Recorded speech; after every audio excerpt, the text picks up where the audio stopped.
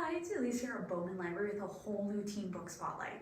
So for this week, we are going back to a theme we did a while ago, but we need to revisit because stuff happens, stuff changes. There's new things, there may be things you don't even know about because we are exploring books that have been turned into something on the screen, whether that's it used to be really just mainly movies, but now there's TV shows, there's made-for-TV movies with Netflix and Hulu and Peacock and all those streaming services. There's just so many books that are being turned that we can watch on our screen.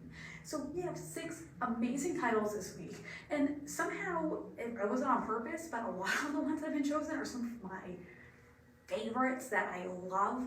I love the books. You will enjoy the movie, the TV show, or maybe you've even seen the movie or the TV show and you didn't even realize it was a book. And I can promise you, if you thought that movie, TV show was awesome, just wait till you read the book. I promise. So we have 6 we're going to take a look at, so let's get started. Our first one is The Book Thief. So where do you even start with this amazing historical fiction read? So Liesel's had a difficult life. She's 9 years old when she's orphaned, and she is then sent to live with a foster family in the town of Mulching, Germany. It's then that she steals her first book. That book is titled The Gravedigger's Handbook. And even though she has no idea how to read, she knows that she wants to have this book. Living with her new hardworking family, she finds her place in this family as well as her neighborhood and her neighbors, making friends, going to school. And as she grows older though, things start to change. And by 1939, the Nazi Party is in complete control of the country. One day, a Jewish man named Max shows up on their doorstep, and it's going to be up to Liesel's family to hide and protect him due to a favor that's been unpaid from the past. This is told through a very unique point of view. It's told through the point of view of death. So you kind of get like this overview of everything that is taking place, and you will get this unique perspective with the events that deal with leading up to the start of World War II and even into World War II. But you get to see kind of what was going on in Germany before and during this Nazi regime takeover. This is The Book Thief. Killers of the Flower Moon, an amazing piece of nonfiction. The movie's coming out in a couple of weeks from now. Cannot wait to go see it. Yeah, so it's the 1920s, it's Oklahoma, and there was this first American tribe known as the Osage Nation. And keep in mind, this is non-fiction. I don't know if I said that. Non-fiction. Yeah, just wait. So they were very wealthy because the land that they had, that they were living on, they paid for, they paid the government for, was filled with oil. And if someone was going to use the oil, drill for the oil in their land, they had to pay the Osage tribe. Now, there were people who did not think that they deserved to have this land and they wanted it for themselves. So in 1921, 2 Osage Indians disappear, and soon after, their bodies were found. And then over the next 5 years, there were at least 22 more people who had the same fate from the Osage Nation. Now, facing public outcry as to why nothing was happening to figure this out, to try to solve it, to stop this from happening, the federal government then eventually reluctantly got involved, and they created this small law enforcement branch of the Justice Department with the task of solving all of this. What they found was a level of corruption, cover-ups, and deception that led all the way up to the top of the national level, and this small branch that was formed to make people be quiet became what is now known as the FBI. So this true story is one that you probably have never heard of before, but you need to read this one immediately. This is the young reader's version. There is an adult version that first came out initially. Has way more detail into it. I loved this version though, just as much as the adult version, but you will not be able to put this one down once you start. You may want to read this one before you see the movie, or you can do vice versa, but you can read it so that way you're prepared for the movie. This is Killers of the Flower Moon. Monster. This is on Netflix. There's a graphic novel adaptation, but I love this book. It's by the amazing, incredible, talented Walter Dean Myers. This is all about Steve Harmon. Steve Harmon is 16 years old and he's on trial for his life literally.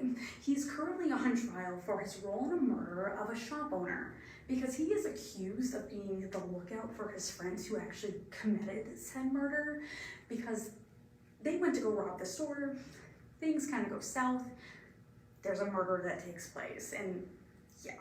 Now, Steve does not agree with what the prosecution is saying his role is. He claims he has no idea, he had no idea what was going to happen, and he just happened to be there where everything went down. As he listens to how he is described by the prosecution, that he is this cold-hearted monster, Steve starts to wonder, is that who he really is? And what happened to him to make him that way if that is indeed the case? This is written completely in screenwriting format. What I mean by that is, it's in Steve's handwriting in parts, but then it's also like a movie script type thing. Who said what, who did what, when they did it. You will find yourself changing your mind and opinion as you go through this whole story. And you're not knowing what is right, what is wrong, even right up until the end. And you might even close this book not really knowing if you agree with what happened or if you believe it, or yeah. An amazing book. The movie's on Netflix. Monster. Looking for Alaska. So 16-year-old Miles leaves his home in Florida to attend boarding school in basically rural sticks like Forest, Georgia, and he soon finds himself becoming best friends with his roommate Chip, who is also known as the Colonel, and then by proxy, Chip's best friend, Alaska. Soon, Miles finds himself falling in love with Alaska, along with every other male on campus, but there's like one little problem. Yeah, she has a boyfriend back home. So as the three of them make their way through the school year, things start to change. And you as the reader will see that change before, and you will also see the after of the heart-wrenching event that changes everything and leaves everyone wondering what they could have done differently. If you like your realistic fiction with a good dose of heartbreak and questioning, yeah, this is John Green's first book he's ever wrote. This is his debut. It won the Prince Award like right off the bat. Yeah, you can watch the adaptation of this. It is on Hulu. It is a TV series, like a limited series type deal. An amazing story. I will tell you, they do tackle some pretty tough topics in here. So just be aware. Looking for Alaska. The Outsiders, a classic. Even the movie is considered to be a classic. So Ponyboy and his two brothers are doing their best to survive after the death of their parents. But there are two types of people in his world. There's the Sox, who seem to have everything, as they are like the rich, privileged kids of the neighborhood. And then there are the Greasers.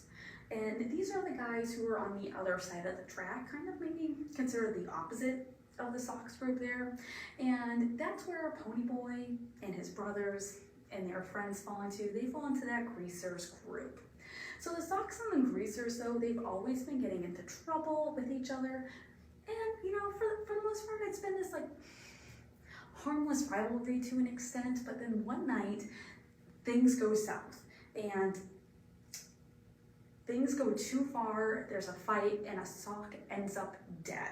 And the culprit, the person, the suspect, the person who did it, is Ponyboy's best friend. This leads to dilemmas and choices that can change everything for everyone, including Ponyboy. This classic story is just as good as the first time you read it. It could be the 15th time you read it. It's an amazing book that will make you wonder, will make you question things. Again, the movie is amazing too. It's an 80s classic, The Outsiders.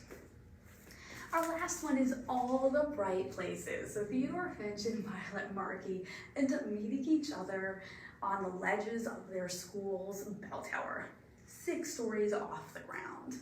Theodore, who is known as the Freak, talks Violet down.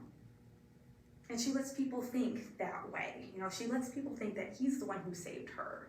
Violet does not want to admit, though, that she has not been in control of herself ever since her sister died.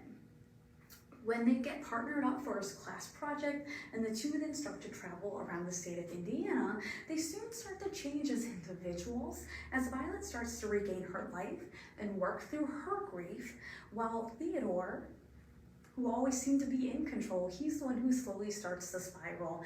And while they start to fall in love with one another, Violet realizes that there is more going on with Theodore than what meets the eye. This is told from both points of view, so you get Violet's and Theodore's. This is a frank look at mental illness and the impact it has on not only the individual but the people around them. It's romantic, it's heartbreaking all at the same time.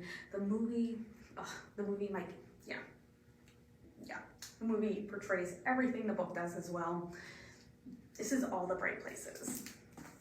So these are 6 of the books that we have here at the library that have been turned into movies, TV shows, limited series, however you want to call it. Maybe you've seen some of them, maybe you haven't. Again, maybe you didn't even know the show, the TV show, the limited series you watch was a book, and now you can read it. So come on out, check out one of these, or we do have others. There are way more than these 6 that have been turned into some of form on the screen. So I encourage you to come on out. We'll help you find those books just as easy as we can find these. I hope you tune back next week when you have a whole new teen book spotlight, and I hope you have an amazing week.